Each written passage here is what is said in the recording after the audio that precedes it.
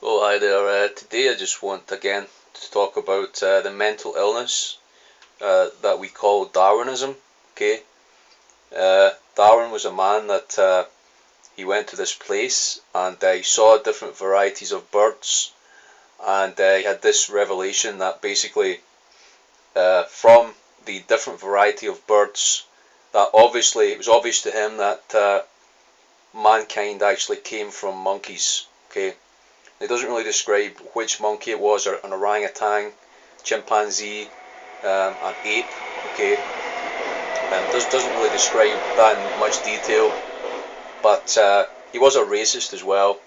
So I actually said that black people were actually closest to monkeys because of their colour, which is racism.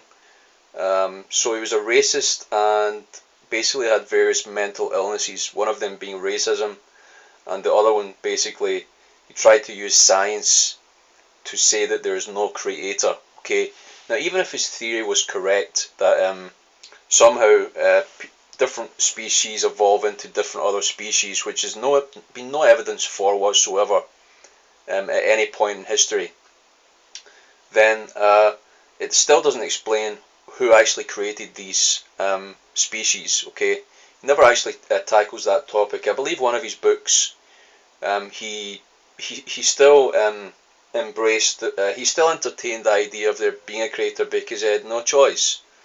Because if he didn't do that initially, it would have been like saying, you know that building over there?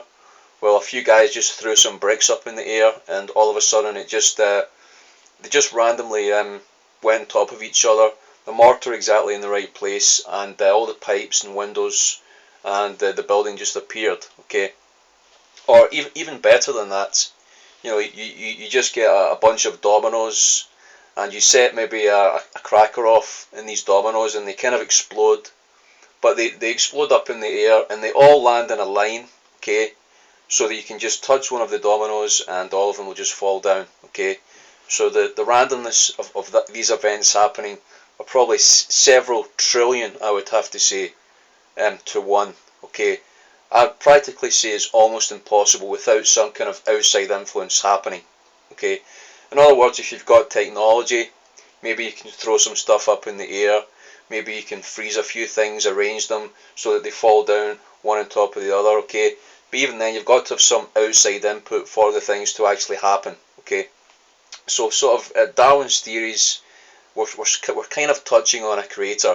Okay, but all these parts that he was entertaining, these things were cut out, of course, by people that hate God and hate the Bible, and generally they're just saying that basically, if you want a career as a doctor, all you need to do is just show up at a hospital, put a white overall on and a pair of stethoscopes, and go out and start being a doctor. Okay, that's generally the kind of theology that people are actually saying when they say Darwinism, and the atheists are trying to use Darwinism to discount the fact that God is a creator. So there really is a mental illness. Okay, let's just be honest about that. There's no rational way to speak to these people. Okay, because they actually believe that you know you don't need to plan your life out. Okay, so it's just a way that, you know, we just come from monkeys, and we don't really need to plan our life. We don't really need to observe any morals in our life. We don't need to moderate our behaviour so that we're not just going around screaming and shouting at people and swearing and just being obnoxious all the time. You know, we don't need to reform our character. We don't need this personal relationship with God that probably even monkeys actually have. Okay, so this is the great paradox that I was speaking about the other day, is that creation do know their creator.